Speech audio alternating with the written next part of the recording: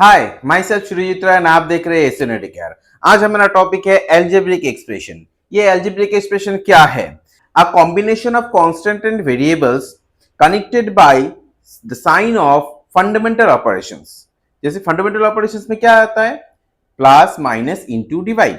Okay, ये चार operations को फंडामेंटल ऑपरेशंस कहते हैं। एंड ये कांस्टेंट एंड वेरिएबल्स चीज क्या है? चलिए देखिए, कांस्टेंट क्या है? कांस्टेंट है आपका एनी नंबर। वो नेगेटिव में हो सकता है, होल नंबर हो सकता है, फ्रैक्शन में रह सकता है, कुछ भी रह सकता है। तो एनी नंबर, कोई भी नंबर को हम लोग क्या कहेंगे? कांस्टेंट कहेंगे। Now what is variable? Variable क्या है? Any alphabet A B C D X Y Z whatever, A to Z कुछ भी हो सकता है। तो इसको वेरिएबल क्यों कहा गया? हर एक मैथ में इसका वैल्यू अलग अलग निकलता है, तो ये वैरायटी है इसका, तो ये इसको वेरिएबल कहते हैं इसलिए। और कांस्टेंट मतलब फिक्स्ड वैल्यू है। टू जिस भी मैथ में, जिस भी एक्सप्रेशन में आप डाल दीजिए, टू का वैल्यू टू ही रहेगा। ठीक है, तो एल्जेब्रिक एक्सप्रेशन है एक combination of constant and variable, एक combination of constants and variable. Constant and variable का कॉम्बिनेशन कैसे कॉम्बाइन होते हैं? Connected by the science of fundamental operations. ये डिफरेंट टाइप चार जो फंडामेंटल ऑपरेशंस है डिफरेंस, ये प्लस माइनस इंटू डिवाइड, चारों के द्वारा कनेक्टेड है। तो plus minus into and divide. Okay, तो नेक्स्ट देखिए एल्जेब्रिक एक्सप्रेशन। फर्स्ट हम लोग एक एल्जेब्रिक एक्सप्रेशन लिख लेते हैं। देखिए यहाँ पे लिखा हुआ है 2x square minus 3x plus 4x minus 7। 2x square minus 3xy plus 4x minus 7। Okay, now first आ रहा है हमारे पास यहाँ पे टर्म्स। तो व्हाट इज टर्म?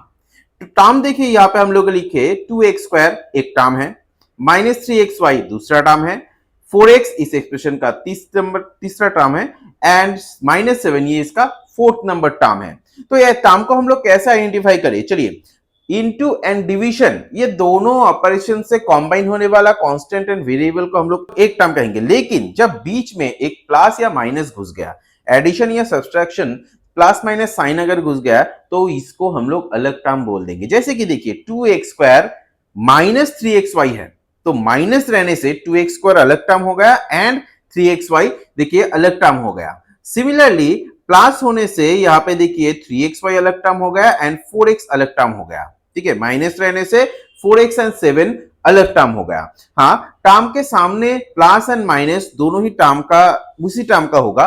प्लस हम लोग लिखते नहीं है सामने, इसीलिए हम लोग प्लस यहाँ पे लिखा नहीं, लेकिन नेगेटिव साइन अगर रहे तो ऑब्वियसली उसको लिखना पड़ेगा टर्म में। ठीक है, चलिए नेक्स्ट है फैक्टर। फैक्टर मतलब किस चीज से उस टर्म को डिवाइड कर सकते हैं। सपोज 2x स्क्वायर एक टर्म है, तो इसका इस टर्म का फैक्टर्स क्या क्या है? कौन कौन चीज से, कौन कौन कांस्टेंट या वेरिएबल से हम लोग उसको डिवाइड कर सकते हैं?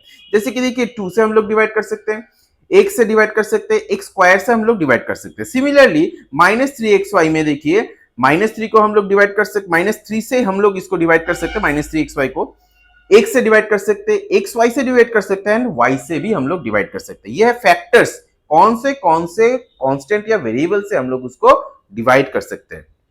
नेक्स्ट आते हैं हमारा कोफिशिएंट। कोफिशिएंट क्या है? इन माइनस 3xy। चलिए कोफिशिएंट क्या है ये हम लोग देख लेते हैं। कोफिशिएंट क्या है? कोफिशिएंट जस्ट फ्रेंड है। दैट मीन्स आप आपके जो क्लासरूम में बेंच में आपके साइड में आपके साथ उस बेंच में कौन कौन बैठे हैं, वो आपका कोफिशिएंट है, वो आपका फ्रेंड है। तो सिमिलरली एक टर्म ले लेते हैं माइनस 3xy।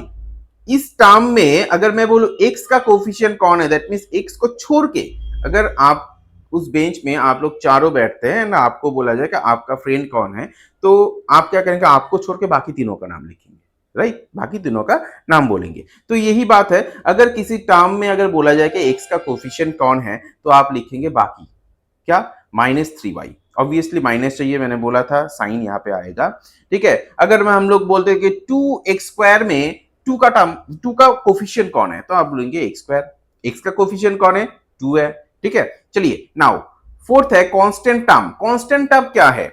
कांस्टेंट टर्म जिस टर्म में कोई वेरिएबल नहीं रहेगा, सिर्फ कांस्टेंट रहेगा। जैसे कि देखिए माइनस 7, ये जो फोर्थ नंबर टर्म था हमारा, इसमें कोई वेरिएबल नहीं है, सिर्फ क्या है?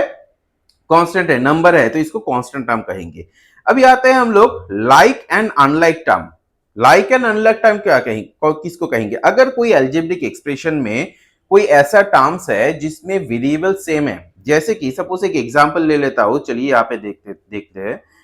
2x² plus 3xy minus 7/4xy plus 9, ऐसे एक एक्सप्रेशन है। तो हम लोग ये 3xy and minus 7xy 7/4xy इन दोनों टर्म को लाइक टर्म कहेंगे, क्योंकि इन दोनों का वेरिएबल सेम है। कांस्टेंट कुछ भी रहे, साइन कुछ भी रहे, वेरिएबल सेम होना चाहिए, ठीक है।